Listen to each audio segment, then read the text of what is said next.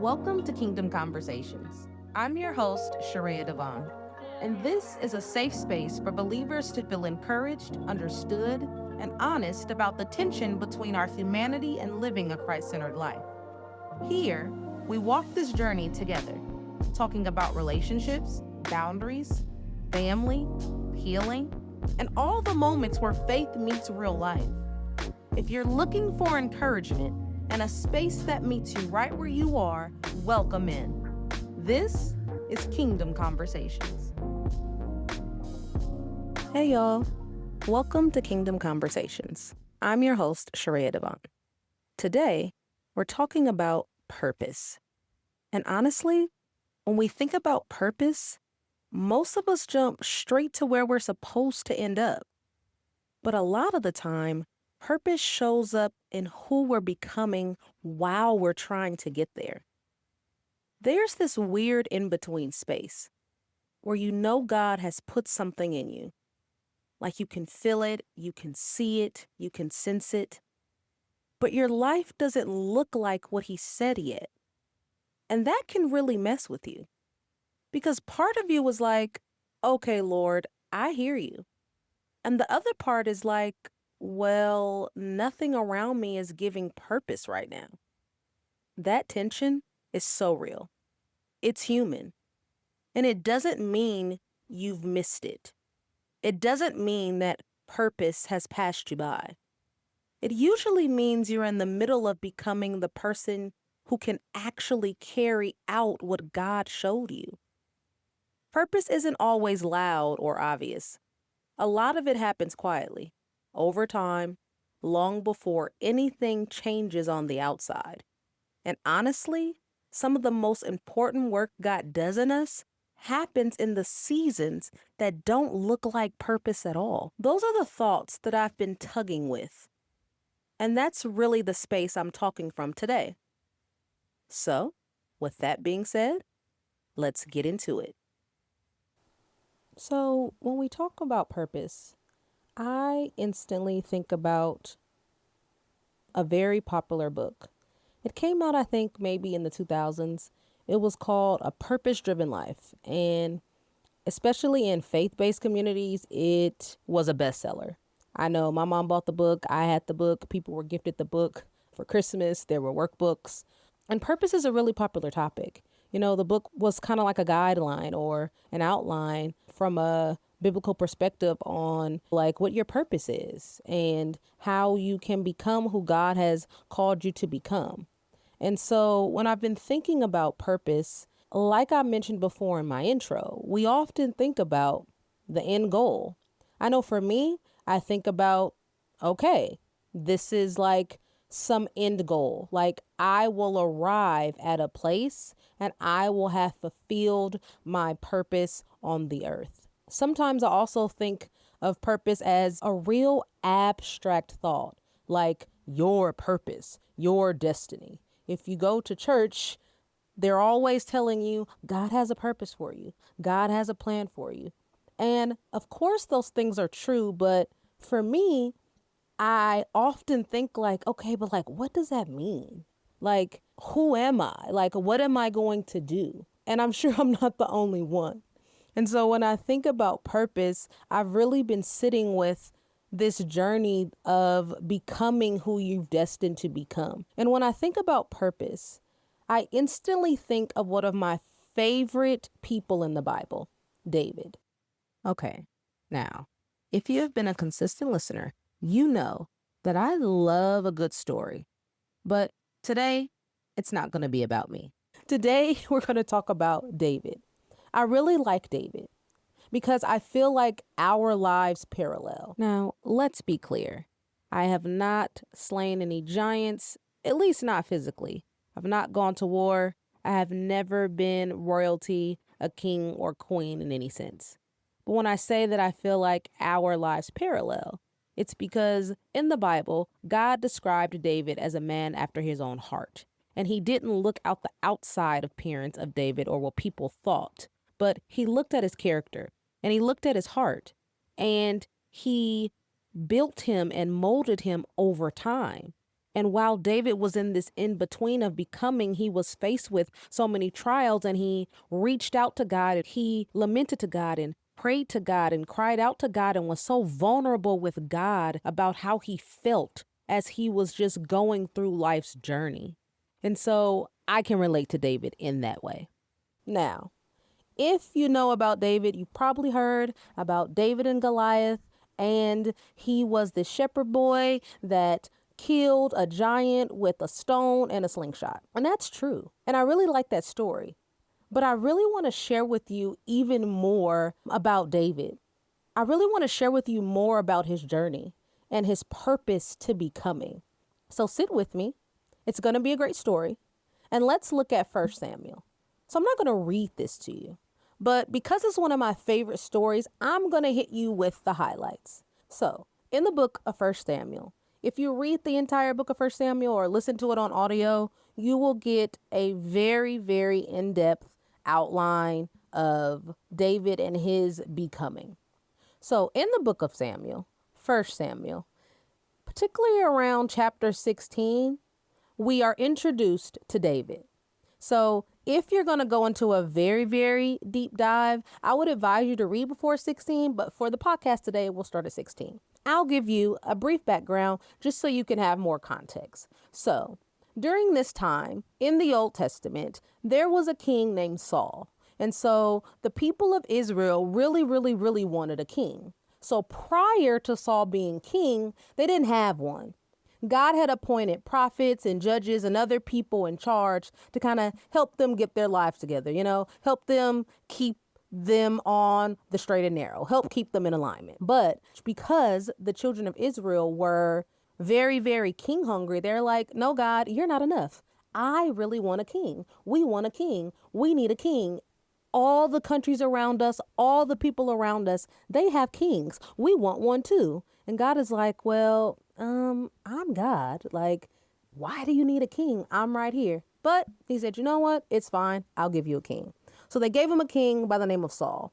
And Saul, he came from a tribe of Benjamin. And if we go into a deep dive, we can at another time. But the tribe of Benjamin was one of the smallest tribes of Israel. And so when he became king, people were a little shocked because the Benjamin tribe wasn't a very popular tribe.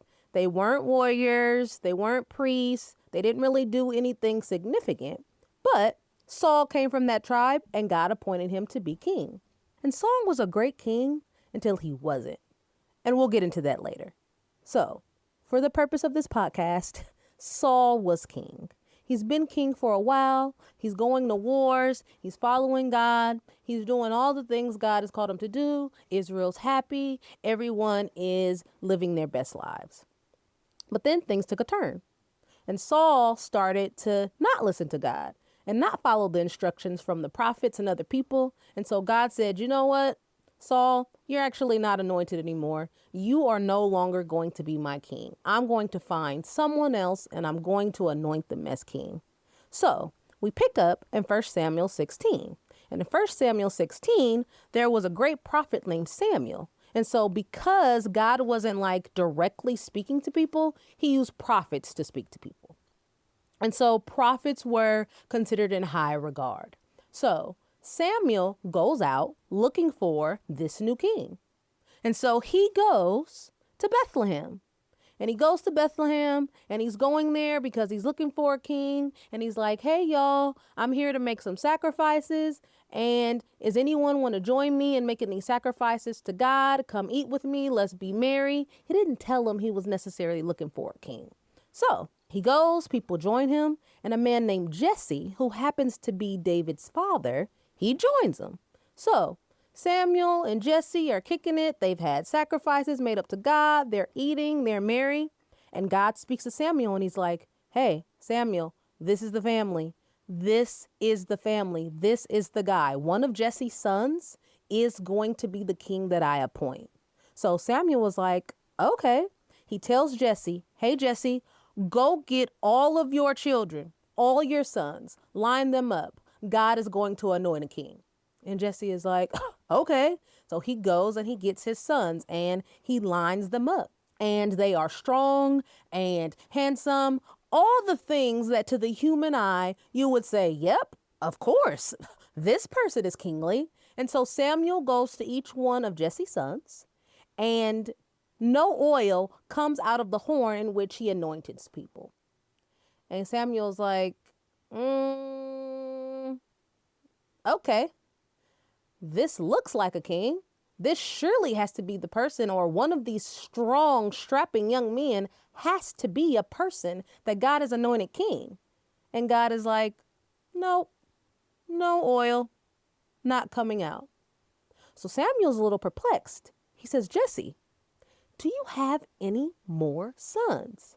And Jesse's like, I mean, yeah, I do. I have David, but he's just a boy. He's out in the field. He is out in the field with the cows and the pigs and the lambs. Like, surely, like, he is not who God is called to be king.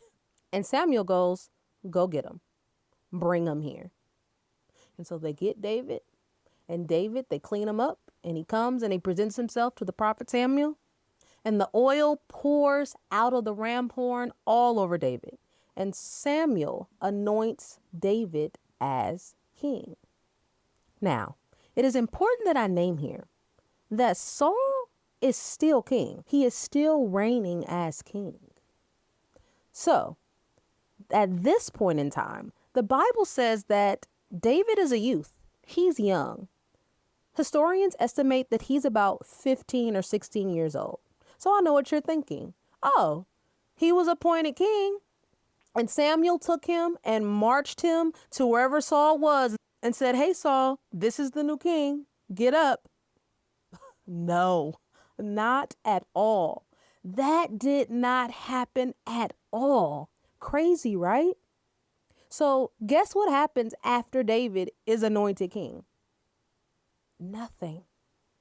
He's anointed king, and he goes back to tending his father's flock. He goes back to tending his father's sheep. He goes back to doing his regular job.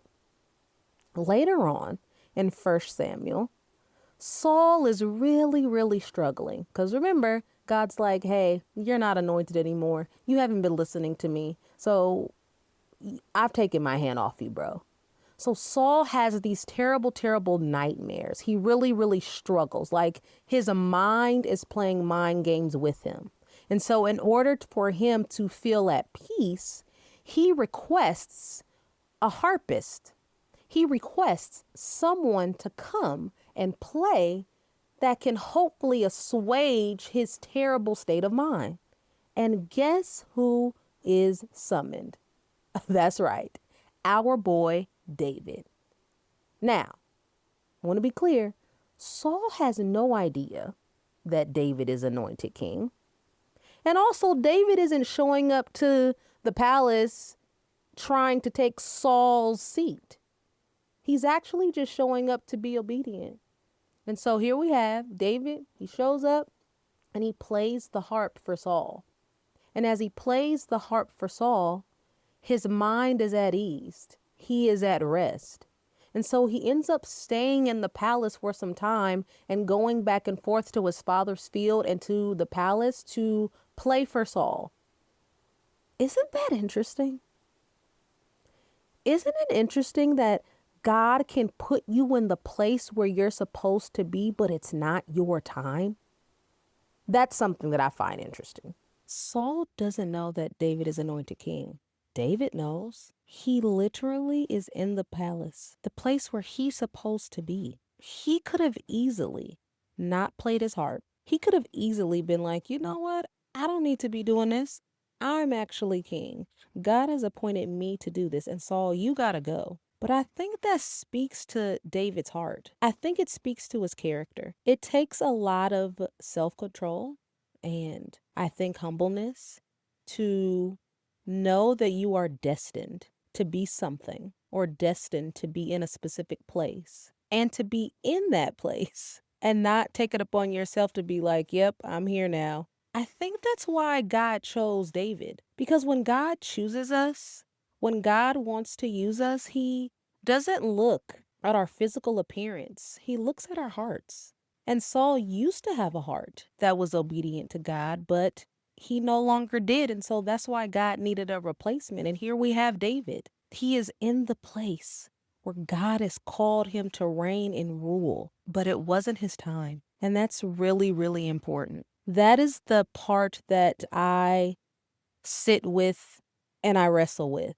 God's timing, the patience of it all. To know that you are supposed to be doing something, or you are called to someone or something, and you can feel it and you're right there. It's in your grasp, you know it, but it's not the right time. And I believe that God knew that David was going to be obedient. So putting him in the palace to serve the person who was in the position that he is supposed to be in, I think is interesting and also amazing on David's part and on God's.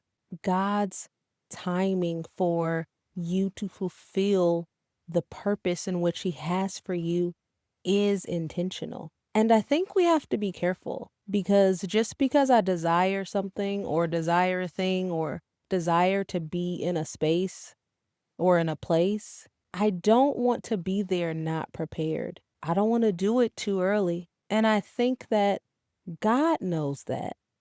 And that's why his timing is perfect. And we have to be patient in trusting who God is to know that in the right time, what he said about us, what he has purpose for us to do will happen. But we must be obedient. And we must, David did this too. We must serve and do the job well in the season that we're in. David did not quit being a shepherd. He did not stop doing what he was doing. He did not go to the palace and play the harp, even though he was destined to be king. Like, he served and honored God in the time that he was in. And I think that also speaks to his heart and to his character as well. So time goes on, and David is still minding his business. He's still a young boy. He's young of age. And during this time, Saul's army is at war, and he's going to war with the Philistines. And so Jesse reaches out to David and says, hey, I need you to go check on your brothers. So he had older brothers, and his brothers were a part of Saul's army. He says, hey, I need you to go check on your brothers, take this food to them, make sure they're okay. If they need anything, make sure they're good. So David goes. He goes to the front line where Saul's army is, where his brothers are. And he says, hey, Dad sent me here. I'm just here to check on you all. Is everything okay? Here's some food. Here's some water. While he's there, he hears the taunting of this Philistine by the name of Goliath. Now, you have to understand, David is from Israel. He believes that God is the one and only true God. However, the surrounding people around the people of Israel did not. They served other gods. Sometimes they might not have served God at all. They might even be called pagans. So this Philistine by the name of Goliath is taunting Saul's army. He is saying that no one can beat him. He is saying that he will take anybody on, and he's way bigger than everybody else. Now, I'm no historian. Different historians say that Goliath might have been about 8 foot tall. He might have been about 9 feet tall. I'm not sure. But the average height of a person from that time might have been from 5'6" to maybe 6 feet. So let's just say, for all intents purposes, let's assume that maybe Goliath might have been about Shaq's height, a little bit taller, super muscular. And all the dudes around him ain't taller than 6 feet. So David sees this and he goes, hey, why y'all letting him talk to y'all like this? We serve the God of Israel. We serve the one and true and living God. We cannot be defeated. Why are y'all looking all scared like y'all can't go up and defeat him? God is with us. And everybody around him, including his brothers, are like, what are you talking about? who do you even think you are? Like, aren't you supposed to be in the fields, like tending to the flock? Like, you came to bring us bread and water. Like, you're not a soldier. You don't know what you're talking about. And he says, hey, you know what? I believe in God so much that I know that I'm going to be victorious. So he goes to Saul. Saul sitting in his tent trying to figure out how him and his army are going to defeat Goliath. And David goes, Saul, give me the opportunity. I will beat him. I will do it. And Saul's like, no, you don't even look like a soldier. Who are your people? Where are you from? Do you come from some lineage of warriors? And then he goes, you know what? Fine, whatever. I don't have any other plans. I don't know how we're going to defeat him. So if you think that you can defeat Goliath, go ahead. He gives David his sword. He gives David his shield. And he says, go, try your best. Good luck. But the shield and the sword were too heavy. And so David decides that he doesn't need those things. He goes to a little river, a little lake, and he picks up 3 to 5 smooth stones. And he has a slingshot. And he says to himself, this is all that I need. Now, here's where I want to pause. Because when we speak about purpose, there are things that we are preparing ourselves for that we have no idea are going to lead to our purpose. David has a slingshot and he has stones. And in this book of the Bible, David is talked about how he has to fight off wild animals when they try to attack his father's flock. So he's no novice when it comes to this slingshot. The person who wrote 1 Samuel records that David killed bears and lions while he was out in the wilderness being a shepherd. He was putting in the time. That is a part of this story that sticks out to me that I don't want to rush over. David didn't know that he was preparing for the time that was happening when he was going to face Goliath. He had no idea that him learning how to use a slingshot and also wrestling bears and lions and killing them to protect his father's flock was going to be preparation for killing Goliath. The also important thing is that nobody saw. No one was there when he did those things. There was no popularity or there was no pomp and circumstance for him doing those things. And that is something that really I hold close to my heart when it comes to purpose. In this season of becoming who God has destined to be, there are going to be so many times and so many things that you do nobody sees. No one knows, but God knows. And he is preparing you and giving you opportunities to experience things or to overcome things because in the future, those skills, those experiences are going to be necessary. Okay, so back to story time. So boom, David has his slingshot, he has his stones, and he goes to Goliath and he says, hey, I'll fight you. Goliath laughs in his face, taunts him and is like, you? Where's your sword?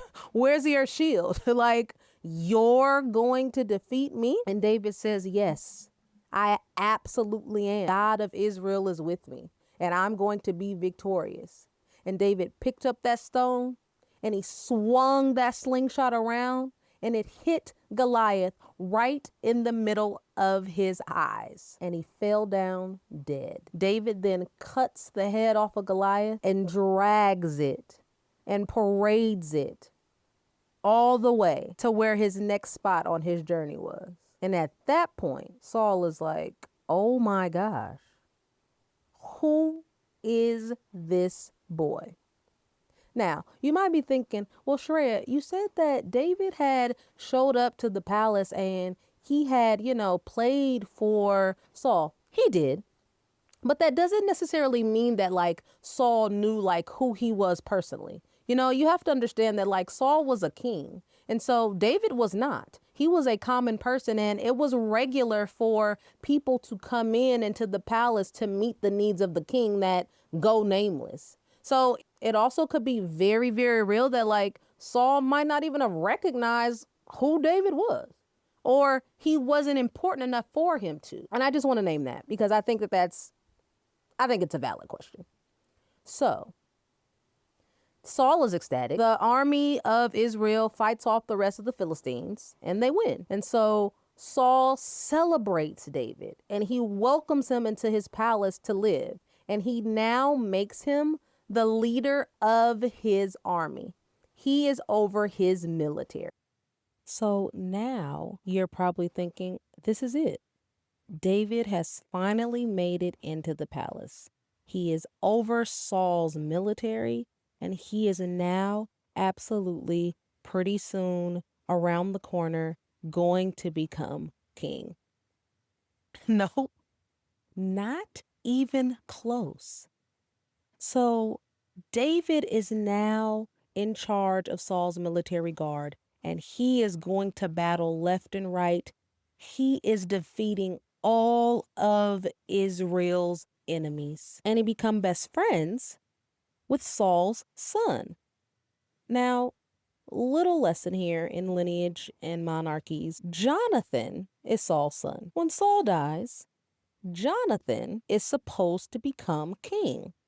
So one would think that Jonathan absolutely would be jealous of David and absolutely would be trying to get rid of David because David has now become quite popular. So popular that all the people around town, all the people in the king's palace, they've made up a song. They came up with a chant. They came up with a cheer that said, Saul slain thousands, but David slain tens of thousands. And in this popularity, you would think that Saul's offspring, his seed, Jonathan, would also be jealous. But he wasn't. Him and David actually became very, very close friends. Now, Saul, on the other hand, became quite jealous. So jealous that he decided that he was going to kill David. And you must be thinking, Sharia, how on earth is David going to become king if now Saul is going to do all that he can in his power to kill David? You know, the beautiful thing about purpose is that God will send people in your life to help you fulfill the purpose that he has for you. And so while it was Jonathan's rightful place hereditarily to become king, he saw what God saw in David, and he actually helped him in becoming the person who God had anointed him to be. He defied his father's laws and commands to seek David out and to kill him. So here we have David, anointed to be king. He has killed Goliath. He is now the leader of the king's army, captain of the king's guard. He is slaying enemies left and right. He is popular, even more popular than Saul. And Saul has become jealous. And so David's to leave because Saul spares no expense attempting to kill him. David is hiding in caves. David is running for his life. While he is in hiding and running for his life, there are people who start to follow him. There are people who come along and join him, that become a part of his entourage, that become a part of his army. And this causes Saul to go into a complete tizzy, a complete frenzy, searching for David to kill him. So I'm going to stop right here at the part where David is on the run, the place where everything looks the opposite of what God promised, because that's a whole conversation by itself. We're going to pick this up in part 2, I promise. But I want you to sit with this for a minute. God doesn't just meet us at the throne. He meets us in the caves, in the confusion, and in the in-between. He meets us where it doesn't look like what it's supposed to look like. And sometimes the becoming, the real becoming, happens long before the purpose ever shows up on the outside. Until part 2, this is Kingdom Conversations. Thanks so much for listening to Kingdom Conversations. Follow us for more updates on our Instagram page at Kingdom Convo Podcast. Be sure to also follow us wherever you listen to this podcast: Spotify, YouTube, or Amazon Music. Make sure you subscribe so that you can receive updates on new episodes weekly.